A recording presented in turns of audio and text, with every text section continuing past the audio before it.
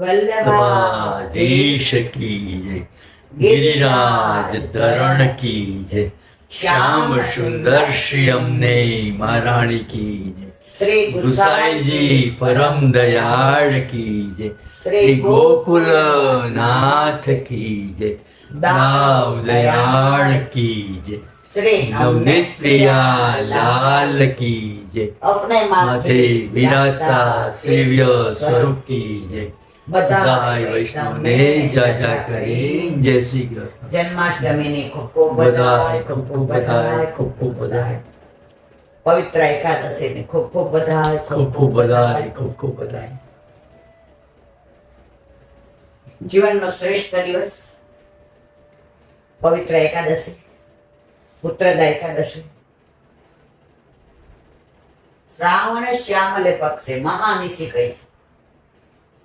આના જેવી રાત એકે નહીં. આપણા જીવનમાં કરોડો જન્મોથી આપણે ઠાકોરજીથી વિખૂટા પડ્યા હતા. એટલે રાતના અંધકારમાં કેમ ભાટકે બધા, કઈ દેખાય નહીં, એમ આપણે બધા ભટકતા હતા. અને ત્યારે જ આપણા જીવનમાં અજવાળું કરવા માટે વલ્લભ પ્રગટ થયા. અને વલ્લભને ચિંતા દૂર કરવા માટે પ્રભુ પ્રગટ થયા, ઠાકોરજી. એ દિવસ આજનો શ્રેષ્ઠ દિવસ. જો આ દિવસ, આ મહાનિશી ગોવિંદ ઘાટ ઉપર ના થઈ હોત તો હું તમે આપણે હજી પણ પ્રવાહી જીવોની સાથે રખડતા હોત. પણ આપણા પ્રભુએ આપણી ચિંતા કરી અને વલ્લભને ભૂતલ પર પ્રાગટ્ય આપ્યું અને આપણા એક એક દેવી જીવનો હાથ શોધીને ગોવર્ધનનાથજીના હાથમાં સોંપ્યો. આજનો આ દિવસ ગોકુળ ચંદ્રમાંથી પ્રગટ થયા કે શ્રીજી બાબા એમનું સ્વરૂપ, સૌંદર્ય, માધુર્ય નિહાળી અને વલ્લભના મુખારવિંદમાંથી અધરમ મધુરમ વદનમ મધુરમ નયનમ મધુરમ અશિલમ મધુરમ હૃદયમ મધુરમ કમલમ મધુરમ મધુરાધિપતે અખિલમ મધુરમ મધુરાધિપતે અખિલમ મધુરમ મધુરાધિપતે અખિલમ મધુરમ. બધું જ મધુર મધુર મધુર મધુર. બસ ત્યારથી આપણા જીવનની કડવાશ ગઈ, આપણા જીવનનો અંધકાર ગયો, આપણા જીવનનો ભટકાવ ગયો, આપણા જીવનનું રખડવું ગયું. આપણને આપણા વલ્લભે આપણા સ્વરૂપનું અને આપણા ઠાકોરજીના સ્વરૂપનું જ્ઞાન આપ્યું. અને ત્યારથી આજે 550 વર્ષથી હજી પણ વલ્લભકુળ સ્વવંશે સ્થાપિતા સે સ્વ મહાત્મય સ્વયાપહ. તો આજે પણ દેવી જીવને શોધીને ગોવર્ધનનાથજીના હાથમાં સોંપે છે. ત્યારે વલ્લભકુળ એ સાક્ષાત વલ્લભ છે. આપણે દમલાજીના અંશ છીએ અને ગોવર્ધનનાથજી જે શ્રાવણ શ્યામલે પક્ષે પ્રાગટ્ય લીધું હતું, સાક્ષાત ગોવર્ધનનાથ. અને સૌથી વધુ પ્રસન્ન થતા હોય તો ગોવર્ધનનાથજી. કારણ એને વિરહ થતો હતો કે મારા જીવ મારાથી વિખૂટા પડ્યા પછી મારું સ્વરૂપ ભૂલી ગયા છે, પણ પોતાનું સ્વરૂપ પણ ભૂલી ગયા છે. અને એવા આપણા વલ્લભના સામર્થ્ય કેવું કે ગોવર્ધનનાથજીએ કહ્યું, આ કાર્ય મારા વલ્લભ સિવાય કોઈનું સામર્થ્ય નથી. અને ત્યારે કેટલી અંધાધૂંધી હતી, કેટલો યવનનો ત્રાસ હતો, કેટલું બધું ધર્મ પરિવર્તન હતું, કેટલા મંદિરો તોડાતા હતા, કેટલા તમને મૂર્તિ પૂજામાં ના પાડતા હતા, કેટલી સ્ત્રીઓને હેરાન કરવામાં આવતી હતી. અને ત્યારે મારા વલ્લભે સ્પષ્ટ ખુમારીથી કોઈની પણ હેંજા રાખ્યા વિના વિદ્યાનગર કૃષ્ણદેવ રાજાને ત્યાં, જ્યાં નિંબકાચાર્ય, રામાનુજાચાર્ય, શંકરાચાર્ય, મધ્વાચાર્ય, વિષ્ણુ સ્વામી બધા હતા ને બધાએ કીધું અમારી આવે શાસ્ત્રાર્થ કરો. વલ્લભે પોતાના કોઈ ગ્રંથો જોયા વિના બધાની સાથે શાસ્ત્રાર્થ કરી અને સાકાર બ્રહ્મવાદનું સ્થાપન કર્યું. અને બધાએ આચાર્યનો તિલક આપણા વલ્લભને કર્યો. આટલા બધા આચાર્યો પ્રગટ થયા હતા, પણ આ અંધાધૂંધીને લીધે, આ યવનોના ત્રાસને લીધે, આ વાતાવરણને લીધે દરેક પોતપોતાની રીતે ભાગવતનો અર્થ કરતા હતા. ઠાકોરજીને બહુ જ દુઃખ થતું હતું કે ભાગવત ચતુશ્લોકી મેં. સૌથી પેલું ભાગવત કોણે કીધું? ઠાકોરજીએ ગોલોકમાં. એમણે ચતુશ્લોકી ભાગવત કોને સમજાવ્યું? બ્રહ્માજીએ. બ્રહ્માજીએ પોતાના માનસ પુત્ર નારદજીને, નારદજીએ કોને? વ્યાસજીને, વ્યાસજીએ સુખદેવજીને, પછી આપણા સુધી આવ્યું. તો પ્રભુને પોતે ભાગવત ચતુશ્લોકી પ્રગટ કર્યું અને એના લોકો પોતાની રીતે અર્થ કરવા માંડ્યા. આજે આપણો દીકરો આપણી સાથે રહેતો હોય, એ સરસ ધંધો કરતો હોય અને આપણને કોઈ પૂછે શું કરે, બહાર લોકો પોતાની રીતે વાતો કરવા માંડે તો આપણને કેટલું દુઃખ થાય કે આ તમે મેં શું કીધું અને તમે સમજો છો શું? આ અર્થમાં મેં ભાગવત કહ્યું જ નથી. તો ઠાકોરજીને એટલું દુઃખ થયું. એક તો આપણે ભૂલી ગયા હતા આપણા સ્વરૂપને, એનું દુઃખ. પ્રભુના સ્વરૂપને ભૂલી ગયા હતા, એનું દુઃખ. અને બીજું, ચતુશ્લોકી ભાગવત ભગવાને ઠાકોરજીએ પ્રભુએ જે બ્રહ્માજીને કહ્યું હતું એના અર્થના અનર્થ કરવા માંડ્યા હતા. ત્યારે કહ્યું વલ્લભ. વલ્લભ એટલે પ્રિય.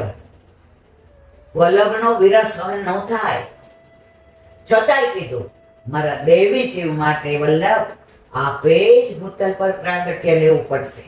આપના વિના કોઈનું સામર્થ્ય નથી કે આ જીવને શોધી, કારણ કે પડી ગયા છે. આજે ટોળું હોય, ટોળું, એમાં ઘેટા, બકરા, ગધેડા બધા હોય.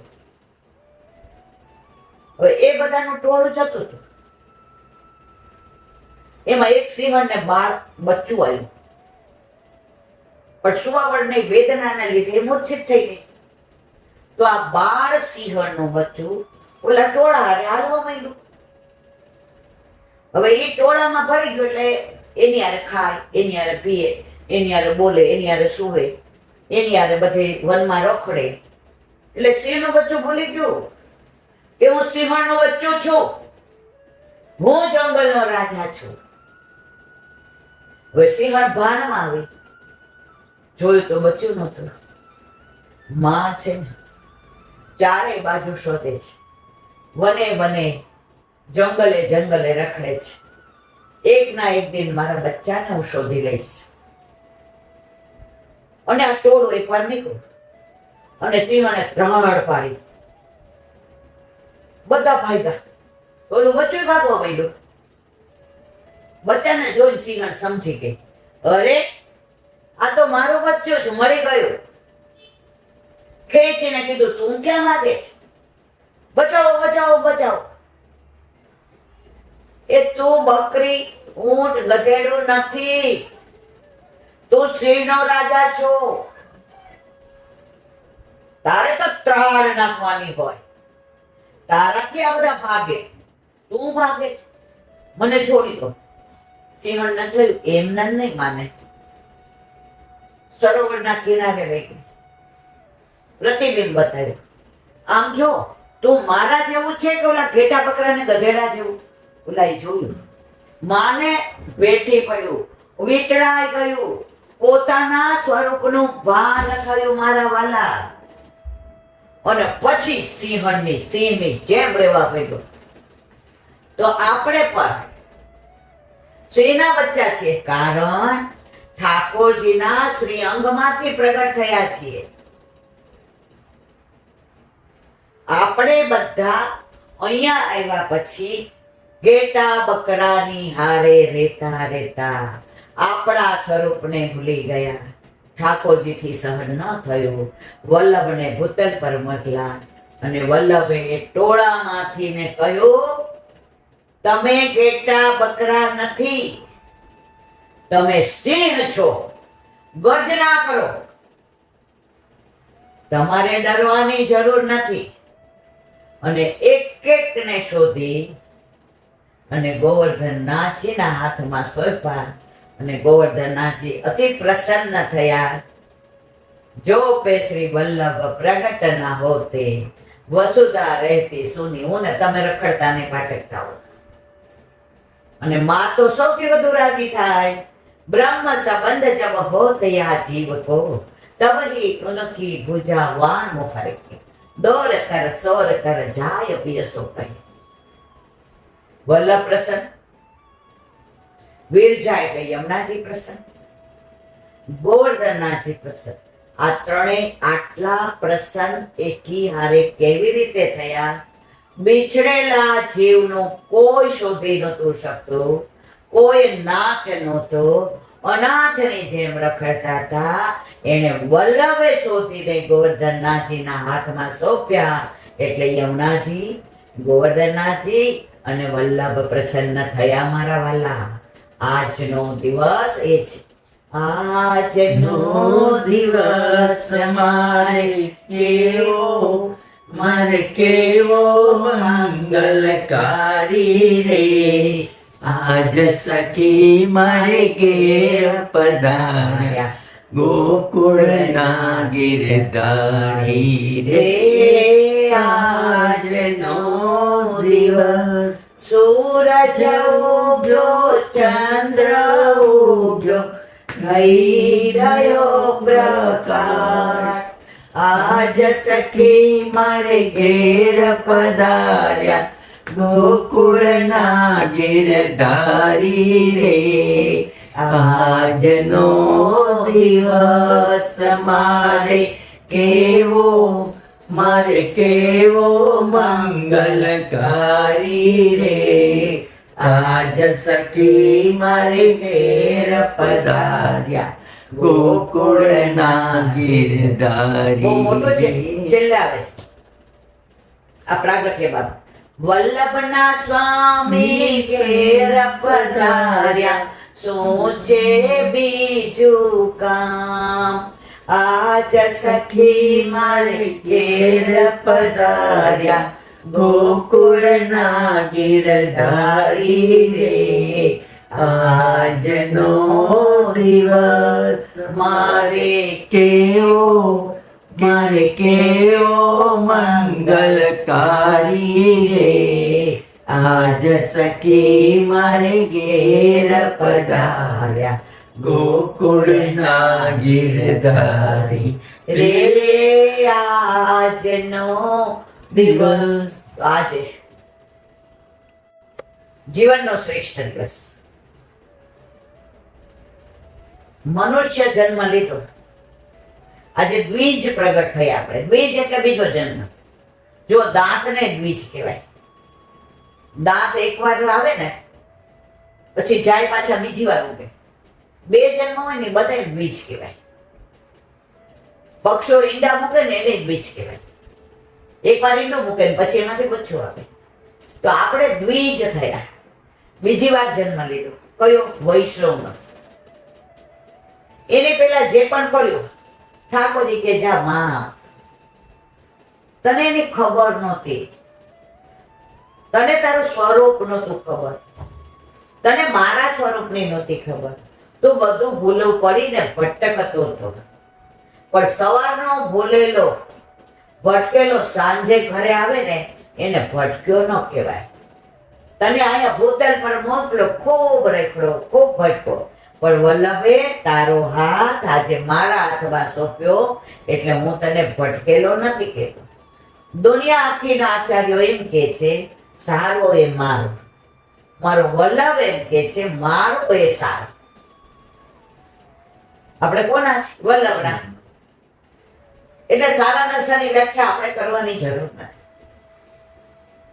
આજના દિવસ માટે તો કરોડો જન્મ ઓછા પડે મારા વાલા. હરિરાયજીની સાખી હોય, દયારામભાઈના ચંદ્રાવલા હોય, સુબોધિનીજીની હોય કે હરિરાય વાઘમુક્તાવલી હોય કે આ બધું મહાત્મ્ય હોય. એટલું બધું વલ્લભે ભરી ભરીને આપ્યું છે. પણ જીવ સ્વભાવથી દુષ્ટ છે. આ બધું જાણતા નથી ને એટલે બીજે ભટકીએ છીએ, એટલે અન્યાશ્રય કરીએ છીએ, એટલે ઠાકોરજી નથી પધરાવતા. આ દિવસનું મહત્વ આ આપણે સિંહના બચ્ચા છીએ સમજી જાય તો સિંહના બચ્ચા ઠાકોરજી પધરાવાથી ડરે નહીં. સિંહણનું દૂધ ન માટીમાં રહે કે ન પિત્તળમાં રહે, ન સ્ટીલમાં રહે કે ન ચાંદીમાં રહે, એ સોનાના પાત્રમાં જ રહે મારા વાલા. તો આપણે બધા સોનાના પાત્ર વાળા છીએ. ઓલું કે ને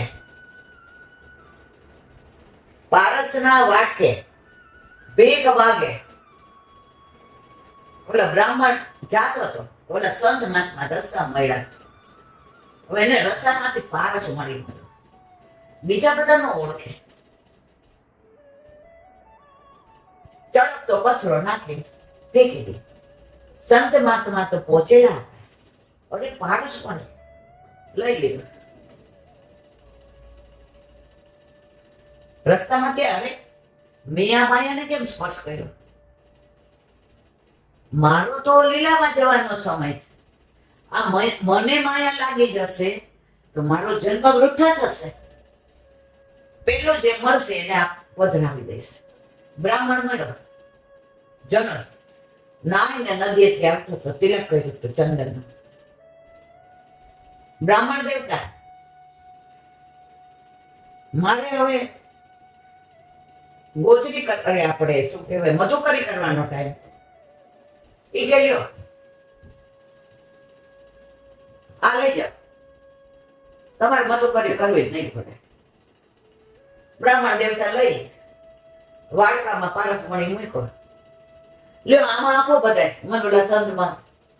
અરે ભાઈ તો પારસમણીનું મહાત્મા ન સમજો, આપણા બધાની દશા આવી છે. ઠાકોરજી પારસમણી નહીં, કોઈનો હીરો નહીં, આ બધાને બનાવવા વાળો જ. પણ જેના ઉપર વલ્લભની કૃપા થાય ને એના ઘરે ઠાકોરજી આવે મારા વાલા.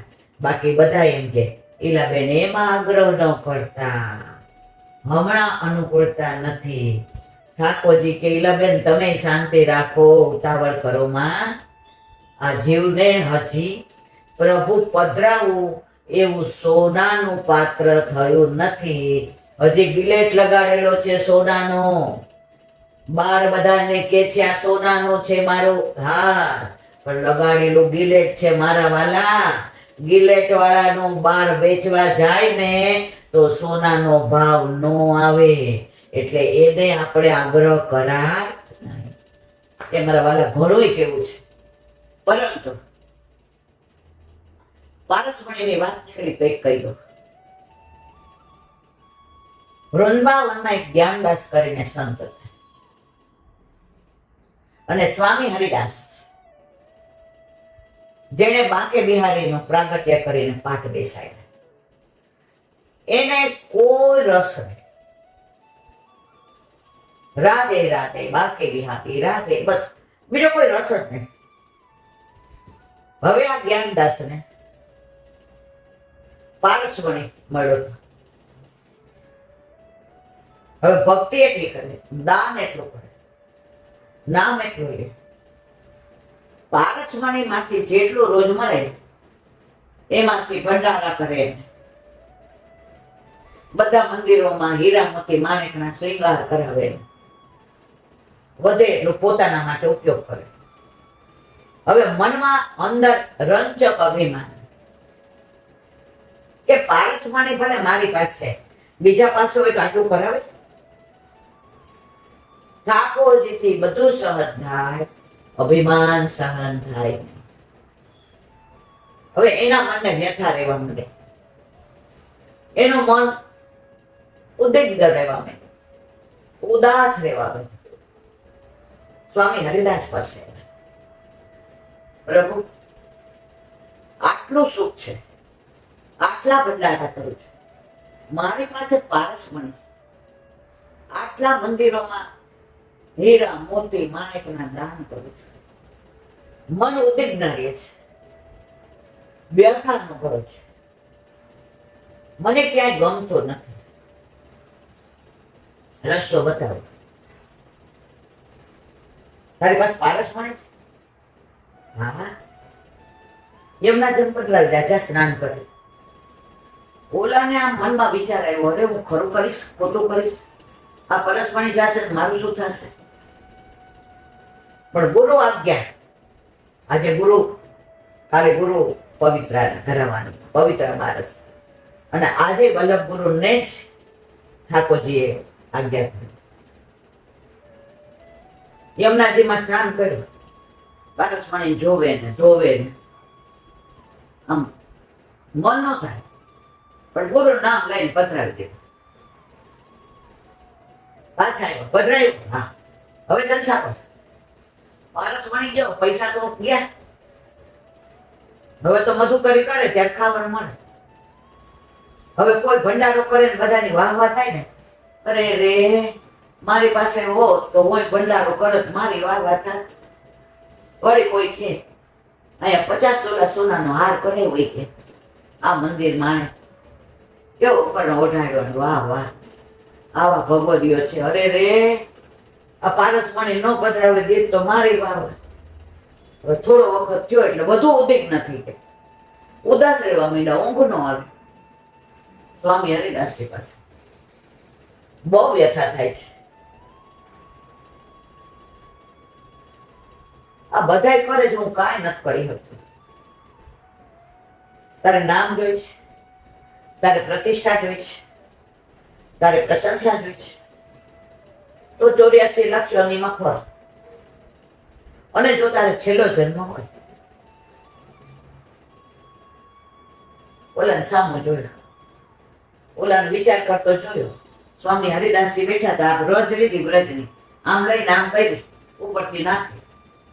કેટલા પારસમણી જોઈએ એટલા, લા લઈ જા, કર પાછા ભંડારો, કર બધે છે, તારી નામ ના થશે, તારી વાહ વાહ, લઈ જા લઈ જા. એ મારા પ્રભુ મારી આંખ ઉઘાડી દીધી. વળી આ વ્યથામાં પડવું નથી, હવે મારે કથા જ કરવી છે. મારે છેલ્લો જન્મ છે, હવે મારે આમાં ભટકવું નથી. પણ આપણને બધાય ના ક્યારે સમજાય ખબર છે મારા વાલા? અંત સમય આવે ને, અંત સમય જ્યારે આવશે મારો, દેહનું નહીં રહે ભાન, દેહનું નહીં રહે. એવે સમય કરજો બંસરી સોર. ઠાકોરજી કે આપણે ક્યાં ઓળખાણ જ છે? તે બ્રહ્મ સંબંધ લીધું, પછી કોઈ ગુરુ પવિત્ર ધરાવવા ગઈ, ઠાકોરજી પધરાવ્યા, સેવા કરી, મારા ગુણાનુવાદ કર્યા, મને ભોગ ધરાવ્યા, મારું નામ લીધું. હવે પણ તારે મારી ઓળખાણ જ નથી, તો બંસરી સોર કરવાનું, તુલસીજી મોઢામ દેવાનું, યમના પાન. હવે કરો. હવે 84 લાખ યોની પછી માનવ દેહ મળે, પછી પાછા મળજો. જો વેલું સમજાઈ જાય તો આપણા દોષ સામું પ્રભુ જોતા નથી.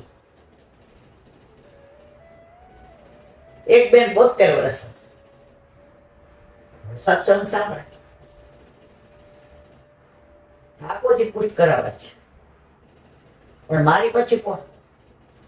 અમલકરમાં તો કોઈ રામને માને છે ને કોઈ ભદ્રકાળીએ જાય છે ને કોઈ આ. મેં તમારા બ્રહ્મ સમાજ, હા તમારા વરને અમાર બેને છે,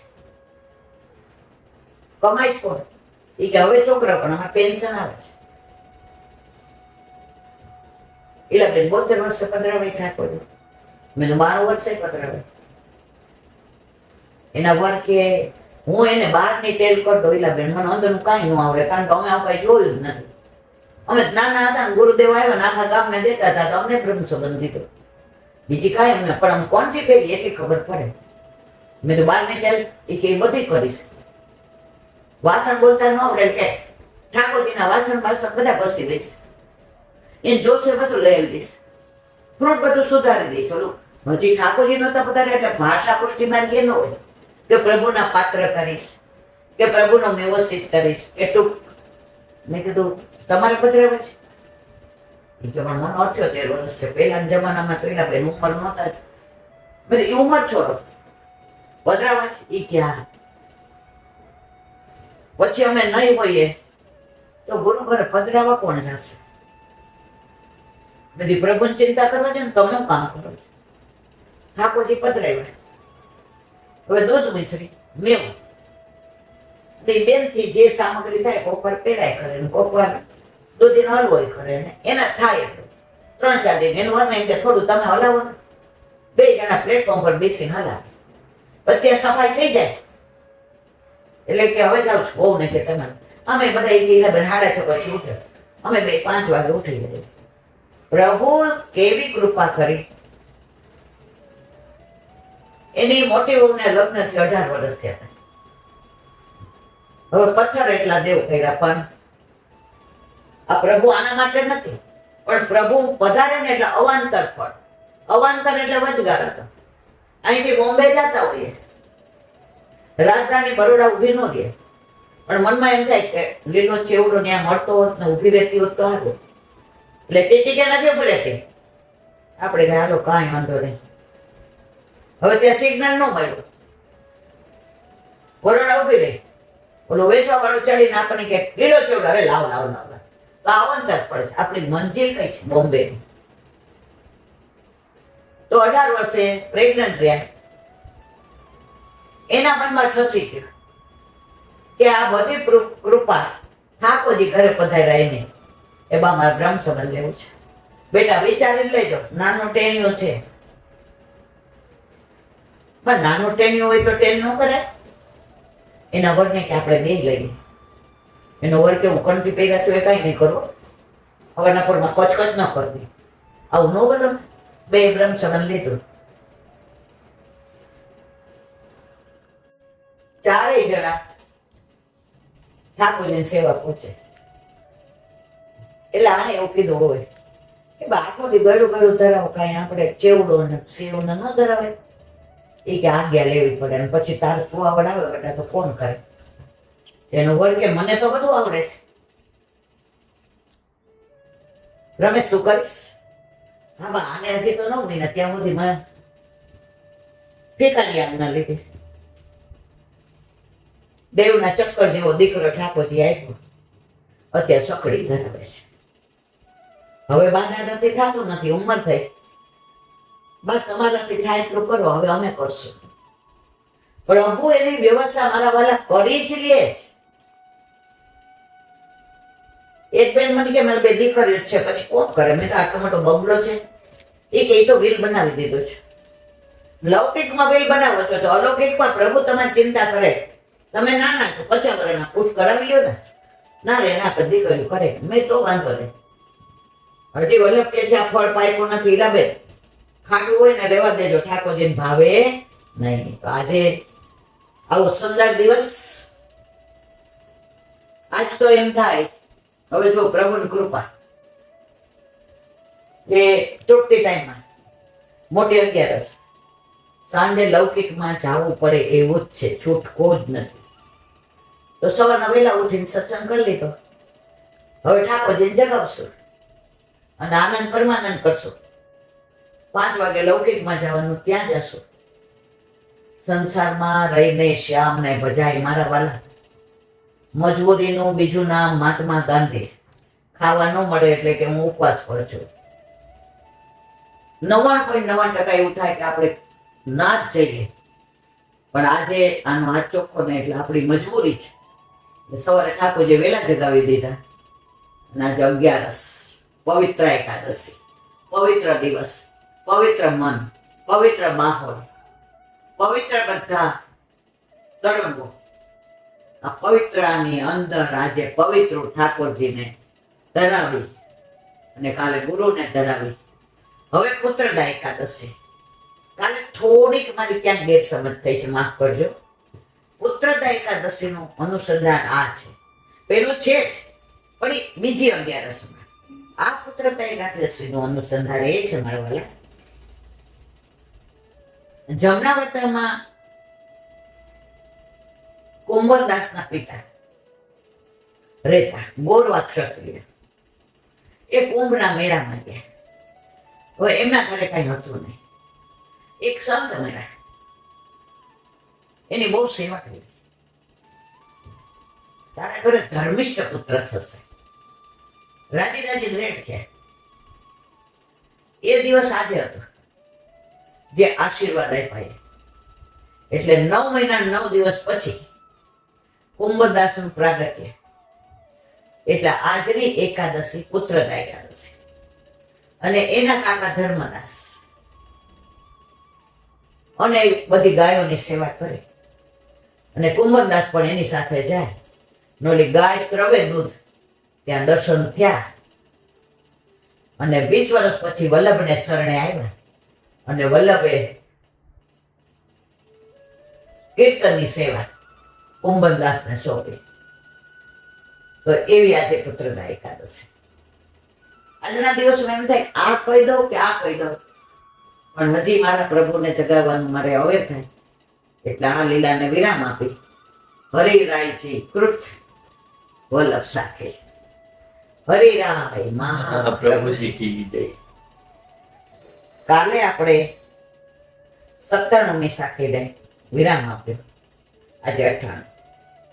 ચાર વેદ કે પઠનથી જીત્યો જાય ન કોઈ. પુષ્ટિ માર્ગ સિદ્ધાંત તે વિજય જગત में હોય. શ્રી વલ્લભ વિજય જગત में હોય. એક એક સાખીમાં હરિરાયજીએ જે રસ ભર્યો છે.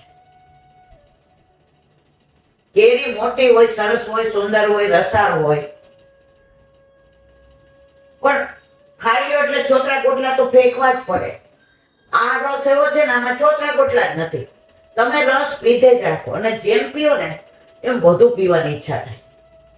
કેરીનો રસ ગમે એટલો ભાવતો હોય, કેસર હોય કે હાફૂસ હોય, મીઠો મધ હોય, મારા વાલા કેટલો પી શકો? તો પેલું ફરી ના, આ રસ જેમ પીઓ ને એમ તૃપ્તિ વધે. હજી હજી હજી ભાઈ એક એક સાખીમાં મને એમ થાય પણ વલ્લભ કે આ તો કેવું કરે, હજી આના વિના નો હાલે. એવી આ સાખી. ચાર વેદ કે પઠન તે જીત્યો જાય ન કોઈ. અજુર્વેદ, સામવેદ, ઋગ્વેદ અને અથર્વેદ, આ 4 વેદ પ્રભુના ઉચ્છ્વાસમાંથી પ્રગટ થયા. એ વેદ ની સામે તમે શાસ્ત્રાર્થ કરો, કોઈ જીતે નહીં, કોઈનું સામર્થ્ય નહીં. કારણ કોને પ્રગટ કર્યા? પ્રભુએ. પ્રભુ જે પ્રગટ કરે એને કોણ જીતી શકે મારા વાલા? આપણે અંગમાંથી પ્રગટ થયા છીએ, પણ આપણા ઘરે ઠાકોરજી ન બિરાજતા હોય એટલે બધા આપણને 2-4 શબ્દો કહી જાય, અલૌકિક, લૌકિક, સામાજિક, આર્થિક, માનસિક બધા.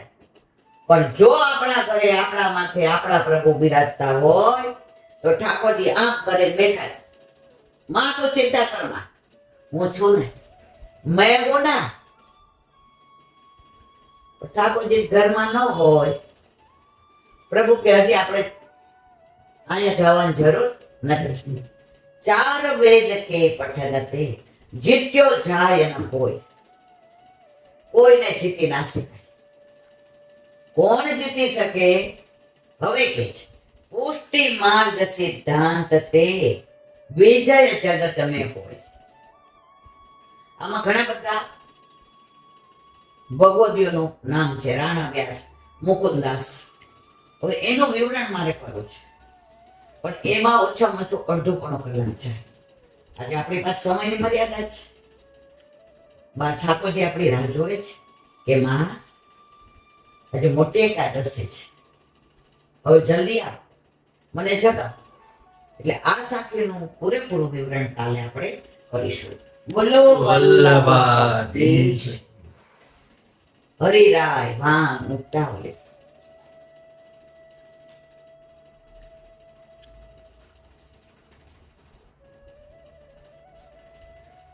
યથા સમર્પેણ યોગ્યમ યત્તથા તત્ સમર્પેત યજ્ઞાદિપુ વિવાદાદો પ્રદર્શ્ય નિખિલમ હરે ગૃહીત્વૈવ તદાદેશમ પશ્ચાત કાર્યાણિ સાધયેત. ગુજરાતી. જે વસ્તુ જે પ્રકારે સમર્પી શકાતી હોય તે વસ્તુ તે પ્રમાણે સમર્પે. સાડી કે નવો ડ્રેસ લાવ્યા હોય એ કઈ બરોગાય ને, એ જે રીતે સમર્પણ.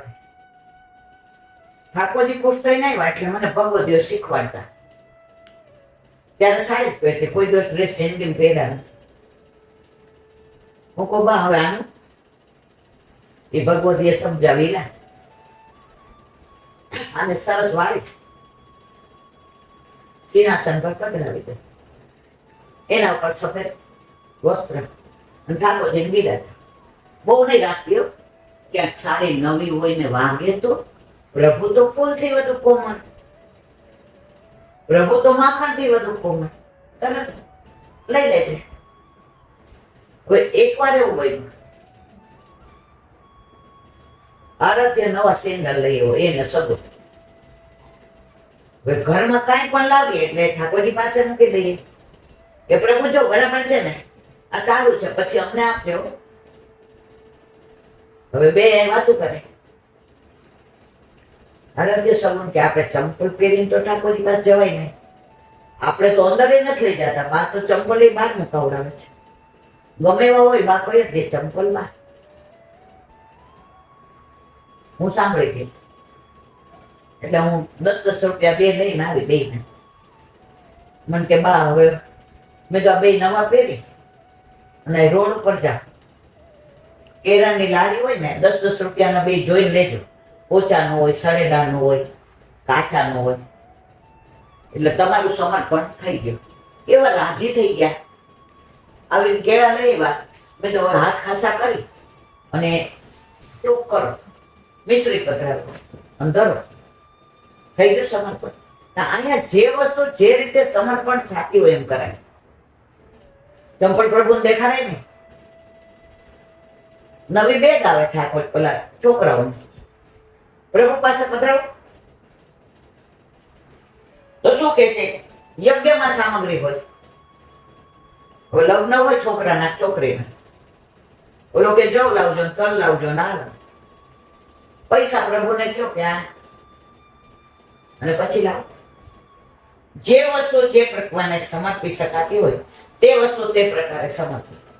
યજ્ઞ યાગાદિક અને વિવાદિકમાં સર્વ પદાર્થો પ્રભુ સમક્ષ ધરવા અને પ્રભુની આજ્ઞા લીધા પછી યજ્ઞ યાગાદિક અને વૈવાહિક કાર્યો સાધી દેવાય.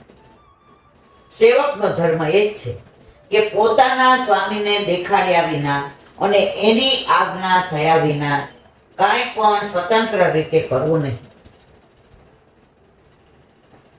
હવે આ છોકરાઓ માનો કે એમની માટે કાંઈ એવું લઈ હોય જે આપણે ખાલી એમ કે બાજુ આ થેલીમાં મસ્ત વસ્તુ લાવ્યા, આપણે હારું બાપા અમે રાજી, અમારી આંખો ટાઢી, ન જોવે એની કાગળે કાઢી. પણ આપણે આનંદ શું થાય, મારા છોકરાઓ મને બતાવ્યા વિના કાંઈ ઉપર લઈ જતા નથી. લઈ જતા હોય તો સૌથી વધુ દુઃખ કોને થાય, આપણને, કે હવે તો આપણે કોઈ મહત્વ જ નહીં. તો આપણા ઘરે આપણા માથે બિરાજતા આપણા ઠાકોરજીને આપણે બતાવીએ ને તો રાજી થાય. આ નવો મોબાઈલ કે આવ્યું હોય, ઓલા ઠાકોરજીની પાસે પધરાવ્યો, સગુણનો ઓલો શેર મળ્યો સાયન્સના ઓલામાં યુનિવર્સિટીમાં, પેલા એને ક્યાં પધરાવ્યો, ઠાકોરજી પાસે. તો જેવી રીતે થાતું એમ સમર્પણ કરાય. એમ નો કહેવાય આરોગ્ય વલ્લભની કાને થઈ, જેનું જે રીતે સમર્પણ થતું એ રીતે કરાય. એ પ્રમાણે અહીં પણ પ્રભુને નિવેદન કર્યા વિના કોઈ પણ લૌકિક વૈદિક કાર્યો સ્વતંત્ર રીતે ના કરવા, પરંતુ નિવેદન કરીને આપણી આજ્ઞા મેળવીને સર્વ કાંઈ કરવું એ સેવકનો મુખ્ય ધર્મ છે. બોલો વલ્લભાધીશ વલ્લભાધીશ. સુબોધનીજીનું પણ વલ્લભ કરાવે તો થાય, અને સ્પર્શ કરવો આપણા બસની વાત નથી. કાલે આપણે 5 દોષનું વિવરણ કરતા હતા કે કર્મજન્ય, કાળજન્ય, અને સ્વભાવજન્ય ને માયાજન્ય, આ બધા દોષ આપણામાં છે. આપણે સદોષ છે, પ્રભુ નિર્દોષ. એમનામાં આ દોષ નથી, કારણ પ્રભુ પ્રાકૃત નથી. એટલે જ વલ્લભને ચિંતા થતી હતી. એક સમય ચિંતા ચિતાય દેવી કઈ વાત દે કેવી તો જાણી જાય. આજનો દિવસ ગોવિંદ ઘાટ ઉપર કે પ્રભુ નિર્દોષ અને જીવ સદોષ કેવી રીતે ઠાકોરજીના હાથમાં સોંપવા. અને સાક્ષાત ભગવતા પ્રોક્તમ પ્રગટ થઈ અને બ્રહ્મ સંબંધની આજ્ઞા આજે રાત્રે મહાનિશી, આનાથી મહાન રાત્રે બીજી કોઈ હોય જ ન શકે આપણી જિંદગીમાં. નિશી એટલે રાત, મહા એટલે મહાન. બધાય અંધકાર દૂર કરીને અજવાળામાં લાવી અજ્ઞાનતિમિરાંતસ્ય જ્ઞાનાંજલ શલાકયા ચક્ષુરુન્મિલિતમેન તસ્મૈ શ્રી ગુરવે નમઃ. તો કાલે આપણે 4 દોષ સુધી જોયું. આજે 5મો દેશોદ્ભવા, દેશજન્ય. દેશજન્ય દોષોની તો ભગવાનમાં શક્યતા જ નથી. આખી દુનિયા બનાવવા વાળો મારો પ્રભુ. પછી અમેરિકા હોય કે દુબઈ હોય કે ન્યુઝીલેન્ડ હોય કે પાકિસ્તાન હોય કે બાંગ્લાદેશ હોય કે ભારત, બનાવવાનો એ. તો એને કોઈ દેશનો દોષ લાગતો નથી, આપણને લાગે. વલ્લભ ક્યારેય ભારત છોડીને ક્યાંય ગયા જ નથી. એમણે પૃથ્વી પરિક્રમા કરી એનું પ્રગટ પ્રમાણ તમને કહું. 84 બેઠક ભારત સિવાય ક્યાંય નથી. બાંગ્લાદેશમાંય નથી, ચીનમાંય નથી, પાકિસ્તાનમાંય નથી. વલ્લભને ખબર હતી કે આ હદ છોડીને જવાય નહીં. અને જેટલી હદમાં વલ્લભ રહ્યા, પરિક્રમા એટલું જ ભારત કહેવાનું. એના પછીના પરદેશ થઈ ગયા. ને વલ્લભ ક્યારેય પરદેશ નથી ગયા. તો તમે, મેં એવા વૈષ્ણવ જોયા છે પરદેશ જાતા જ નથી. પણ જાય એટલે આવીને વ્રજમાં જાય, એમના પાન કરે, વ્રત કરે, ત્યાં બધું જે દાન પુણ્ય કરવાનું એ કરે. પછી ઠાકોરજી ને વિનંતી કરે ન્યોછાવર કરીને કે આવા યવનના દેશમાં ગયા હતા, ક્યાંક તને કોકની નજર ન લાગે. દરેક વૈષ્ણવને પોતાનો ભાવ. તો દેશજન્ય દોષ તો ઠાકોરજી લાગે જ નહીં. હવે કે છે કોઈ પણ ધર્મ એમને સ્પર્શ કરતો, ધર્મ બનાવવા વાળો એ, ધર્મ પ્રગટ કરવા વાળો એને કોનો દોષ લાગે? આખી દુનિયા જેને બનાવી હોય. આપણે તો પણ ઠાકોરજીના દોષ જોઈએ. ઈલાબેન 50 વર્ષથી ઠાકોરજી બિરાજે, તો મારી હારે જ કેમ આવું થયું? મેં તો મારા વાલા 50 વર્ષથી આટલું બધું સારું થયું. ગાડી, બંગલા, વાડી, વજીફા, દીકરા, વહુ ને પૌત્ર ને પૌત્રી. ત્યારે એકે વાર મને તમે ન કીધું કે હા મારા પ્રભુ મારા પર કેવી કૃપા કરી. આ એકવાર માંદા પડ્યા એમાં તમે ઠાકોરજીનો દોષ દઈ તો આપણા કર્મ. એ પ્રભુનો દોષ દેવાનો આપણો અધિકાર જ નથી. પણ આપણે એમાં પ્રભુનો દોષ દઈએ. કાલે જે કીધું એ કે આપણે સારા કાર્ય કરીએ ને તો ગણાવીએ બધાને, પણ પાપ કર્યું એ ગણાવી? પાપ ઉઘાડું કરવાનું છે કે આજે હું આને ખોટું બોલી. ઓફિસમાંથી તો સૌથી બધું ખોટું હું જ બોલતી હતી. મોટું થાય એટલે ખોટું બોલવાનું. રજા જોઈતી હોય એટલે ખોટું બોલવાનું. પછી આ તબિયત બગડે એટલે એ તો બધા કર્મો ભોગવવા પડે ને. ખોટું બોલવાનું પ્રપંચ કર્યું છે બેન. કર્મ કોઈ ન છોડે. તો આપણે પાપ કરીએ છીએ ને એ પાપ દેખાડે કે મેં આજે આને ઉલ્લુ બનાવ્યા, આજે આને ખોટું બોલી નાની વસ્તુ લઈ લીધી. ગણો ને, ગણો, પાપ ગણાવો, નિવૃત્ત થઈ જશો. પણ ખાલી એક ઓલા રિક્ષામાં 3 જણા આવ્યા હોય ને, 9 રૂપિયા થતા હોય. હવે એક દી ઓલા બેન નો આવે એટલે 9 માં 2 ના 4.5 આવે. બીજે દી કે ફોન નો કરાય, આમાં 3 વધુ ગયા. હવે હું ન આવું ત્યાં તમારે 4.5 અલા બેન, મેં જોયા છે આવા વૈષ્ણવ જોયા છે. તો મારા વાલા આપણે આપણા દોષ નથી જોવા, પણ આપણે સારું કર્યું ને. એક વૈષ્ણવ બિચારા નિષ્કંજન હતા, એટલે ઓલા એક વૈષ્ણવ એને સાડી આપી. એ કે હવે આવું કઈ હું પહેરતી નથી જરીવાળા છે. ઓલા બિચારા કઈ ઉત્સવ હતો ને તો પહેરી આવે.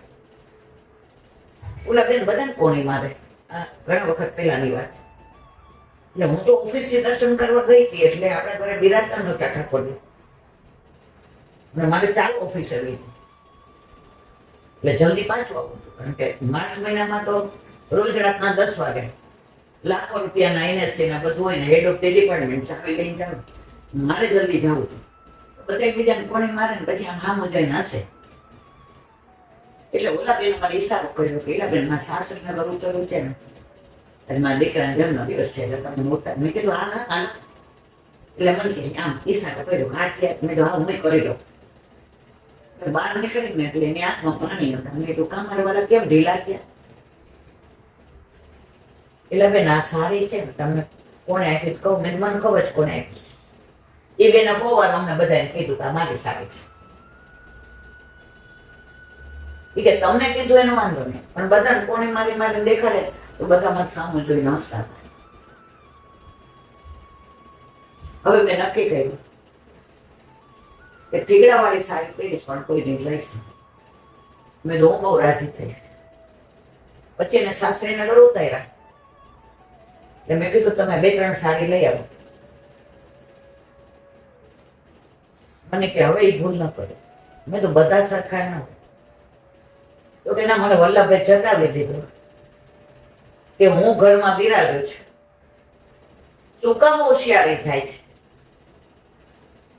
તો મારા વાલા, આ બધા દોષ નથી ગણતા આપણે, પણ એક સારી કોકને આપી એ આપણે આખી દુનિયામાં આપણી પ્રશંસા કરીએ છીએ. પછી કે મારા ઘરે 50 વર્ષથી ઠાકોરજી બિરાજે છે, જતાવતા નથી. રોજ નક્કી કરી લઈએ કે સારા કાર્યો છુપાવીશ અને દોષ પડ્યા છે એ બધાને કહીશ. જો તમારા ઠાકોરજી કેવા રાજી થાય છે. પણ એટલી હિંમત આપણી નથી. કારણ કે આપ કૈવલ્યમ આત્મનિશ્ચિત, આપ કેવળ પોતાનામાં જ વિદ્યમાન છે. આમ ભગવાન 5 દોષ રહિત છે, એટલે કે પ્રભુ નિર્દોષ છે, પોતાના શુદ્ધ સ્વરૂપમાં રહેલા છે. હવે કૈમુતિક ન્યાયથી ભગવાન બીજાના દોષોને દૂર કરે એનું નિરૂપણ કરે છે. દેવદત્ત મોટા શાસ્ત્રો ભણ્યા છે, તો એને નાના શાસ્ત્રોનું જ્ઞાન હોય છે. એ તર્કને કૈમુતિક ન્યાય કહેવાય. જે મોટા મોટા શાસ્ત્ર ભણ્યા હોય, વેદ ને ઉપનિષદ ને મીમાંસા ને પૂર્વ મીમાંસા ને ઉત્તર મીમાંસા ને ભાગવત ને પદ્મ પુરાણ ને સ્કંદ પુરાણ ને, એના પછી નાની નાની વાત હોય ને એ ખબર હોય, એને કહેવાય કૈમુતિક ન્યાય. દેવદત્ત મોટા શાસ્ત્રો ભણ્યા, તો એને નાના શાસ્ત્રોનું જ્ઞાન હોય છે. તે તર્કને કૈમુતિક જ્ઞાન મનાય છે. એટલે કે ભગવાન સ્વયં નિર્દોષ હોવાથી બીજાના દોષ દૂર કરી શકે એમાં શંકા નથી. આ કૈમુતિક ન્યાય. પ્રભુ નિર્દોષ છે તો બીજા નિર્દોષ બનાવી શકે. હવે હું જ પ્રપંચ કરતી હોઉં તો મારા પૌત્ર પૌત્રીને કેવી રીતે કહું? સગુન 10માં જ બધું સમજે કે બા તો ઓલા વૈષ્ણવારે પ્રપંચ કર્યો હતો અને સત્સંગમાં સાચું બોલે છે. તો જીવનમાં સત્સંગ ઉતારવો પડે. આપણે કોઈ આને પ્રપંચ કરાય નહીં. આટલા વૈષ્ણવ આવે, બધાને યાર આનંદ કરીએ. જેવી લોકો લૌકિક વાત કરવા માંડે, ઘણા લોકો ફોન કરે આની નજર ઉતારવાનો એલા ભાઈ તમે મારો ટાઈમ આમાં શું કામ બગાડો છો? નજર ઉતારીએ કે અમે આમ કરીએ કે અમે, આ બધું તમારે જોવાનું. આ બધા મને વચ્ચે લવાય જ નહીં. એવો બધો ટાઈમ તો રોજ 1000 ફોન આવે, ડાબા કાન તો વયો ગયો છે. આ બધા નહીં પડવાનું. તો જેવા એ લોકો કે હું કહું હવે મારે સત્સંગના ટાઈમ થઈ ગયો, અંદર જવાનું, સમજી જાય કે આ ગમતું નથી. તો આપણી જાતને આપણે અવેરનેસ રાખવી. હું લૌકિક કરીશ ને, હું લૌકિક સાંભળીશ ને, અને હું લૌકિક લોકોને કેવા દઈશ. આજે એ 15 વર્ષના હોય, 4 ક્યાંય ના હોય ને 8 ક્યાંય ના હોય ને 4 ક્યાંય. ઓલા બેન લૌકિક કરે તો 15 વર્ષની 10 મિનિટને મારી 160 મિનિટ તો ખોટી બગાડી જિંદગીની. ના મારા વાલા, એ બધું તમારે ઘરે. અહીંયા પુષ્ટિ માર્ગીય સત્સંગ સિવાય બીજી કોઈ વાત નહીં. ભગવાન આવા ગુણયુક્ત છે માટે અર્જુન કહે છે માયા મોહિત ચેતસ. માયાથી મોહિત ચિત્તવાળા જીવ ભ્રાંત છે, તે સંસારમાં ભટકી રહ્યા છે. ભ્રાંતથી જે તમારી પાસે માંગે છે તે તમે એને આપો છો. એટલું જ નહીં, એના ભ્રાંતિ રૂપી દોષોને પણ દૂર કરો. આપણા હિતમાં ન હોય ને એવું માંગ્યું હોય ને, ઠાકોરજી ન આપે. આપણા હિતમાં નથી, આપણી ભ્રાંતિ દૂર કરે. એટલે કે જીવ ઉત્તમ અનુત્તમ છે, વસ્તુની ઈચ્છા કરે તે આપ તેને આપો છો. એટલે આપ સર્વને ઈચ્છિત વસ્તુ આપનારા છો. તેથી આખું જગત આપનું ભજન કરે છે. જો આપ દરેક જણ ઈચ્છે તે ન આપો તો બધા આપનું ભજન ન કરે. આ આપનું સામાન્ય સ્વરૂપ છે. પણ જો વિશેષ રૂપથી આપના સ્વરૂપનો વિચાર કરીએ તો જીવોનું કંઈ કર્તવ્ય રહેતું નથી એમ લાગે છે. બોલો વલ્લભ. શ્રીમદ ભાગવત. અને तुम्हारे गुरुदेव ने दंडवत प्रणाम करूँ छू. चंद्र सरोवर पे सूरदास जी के द्वार पे मेरा दंडवत प्रणाम. सुरभि कुंड पे परमानंद दास जी के द्वार पे मेरा दंडवत प्रणाम. जमुनावता पे संकर्षण कुंड पे कुंभन दास जी के द्वार पे मेरा दंडवत प्रणाम. बिरछू कुंड पे कृष्णदास जी के द्वार पे मेरा दंडवत प्रणाम.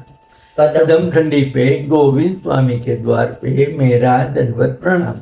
अप्सरा कुंड पे चित्त स्वामी के द्वार पे मेरा दंडवत प्रणाम. मानसी गंगा पे नंददास जी के द्वार पे मेरा दंडवत प्रणाम. रुद्र कुंड पे छत्रबुद्ध दास जी के द्वार पे मेरा दंडवत प्रणाम. व्रज विलास व्रजनी गोपिकाओं ने मारा दंडवत प्रणाम. हे वल्लभ, સવારથી અત્યાર સુધી સેવા સ્મરણ સત્સંગ જે પણ તે કરાવ્યું તે તારા ચરણારવિંદમાં સમર્પણ કરું છું. બોલ અપરાધ થયો હોય તો ક્ષમા કરશો. બોલો વલ્લભાધીશ કી જય. દ્રઢઈના ચરણ કેરો ભરોસો, દ્રઢઈના ચરણ કેરો. શ્રી વલ્લભનક ચંદ્ર છટાદીન, સબ જુગ માય અંધેરો ભરોસો, દ્રઢઈન ચરણ કેરો. સાધન ઓર નહીં આ કલી में जासोय निवेरो. सूर का कहे द्रिविध आंधरो, बिना मोल को चेरो भरोसो, દ્રઢઈના ચરણ, દ્રઢઈના ચરણ, દ્રઢઈના ચરણ કેરો. શ્રી વલ્લભાધીશ કી જય. આજનો સત્સંગ મારા વલ્લભના ચરણારવિંદમાં સમર્પણ કરું છું. બોલ અપરાધ થઈ હોય તો ક્ષમા કરજો. આ મારા વલ્લભની વાણી અને ભૂલો એ મારી. બોલો વલ્લભાધીશ કી જય. પવિત્ર એકાદશીના સર્વે વૈષ્ણવને જાજા કરી જય શ્રી કૃષ્ણ. જન્માષ્ટમીની ખૂબ ખૂબ બધાય ખૂબ ખૂબ બધાય ખૂબ ખૂબ બધાય. બોલો વલ્લભાધીશ જય કી શ્રી શ્રી કૃષ્ણ.